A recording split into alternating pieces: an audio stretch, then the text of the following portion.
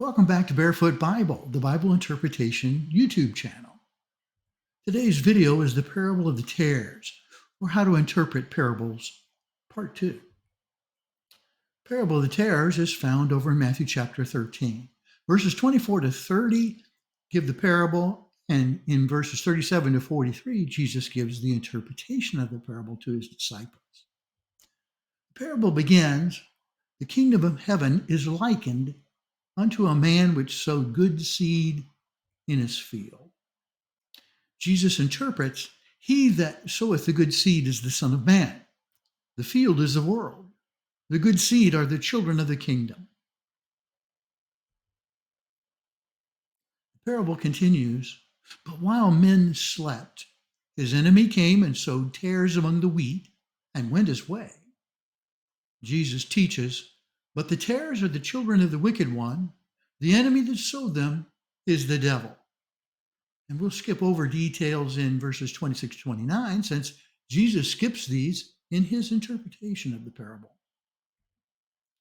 Verse 30 continues, let both grow together until the harvest. And in the time of harvest, I will say to the reapers, gather ye together first the tares and bind them in bundles to burn them, but gather the wheat into my barn. Jesus explains in verse 39, the harvest is the end of the world, and the reapers are the angels. Notice that Jesus began his interpretation of the parable by identifying the characters and the circumstances. Jesus closes in verses 40 through 43 with the spiritual truths or propositions of the parable. As therefore the tares are gathered and burned into the fire, so shall it be in the end of the world. The Son of Man shall send forth his angels, and they shall gather out of his kingdom all things that offend, and them which do iniquity, and shall cast them into a furnace of fire. There shall be wailing and gnashing of teeth. Then shall the righteous shine forth as the sun in the kingdom of their Father. Who hath ears to hear, let him hear. This provides us with some lessons about how to interpret parables. The main characters and circumstances of the parable have meaning.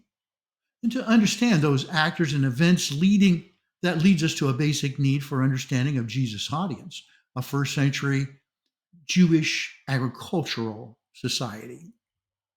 Some parts of the parable, like verses 26 to 29, are excluded from Jesus' interpretation. They're a helpful part of the story, although not pertinent to the spiritual truths. Dr. Ram wrote, a parable is a truth carried in a vehicle.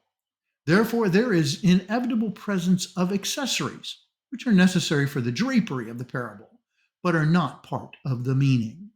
The danger in parabolic teaching at this point is to interpret as meaningful what is drapery.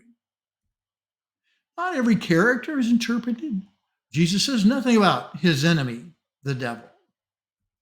Not every event is interpreted. Jesus does not explain the danger of lest ye root up also the wheat with them. Some good lessons. Please subscribe, like, and share this video to help promote Barefoot Bible. We all have Facebook friends who will benefit from these simple lessons. Next week, the video will be interpreting Bible prophecy, and this will be part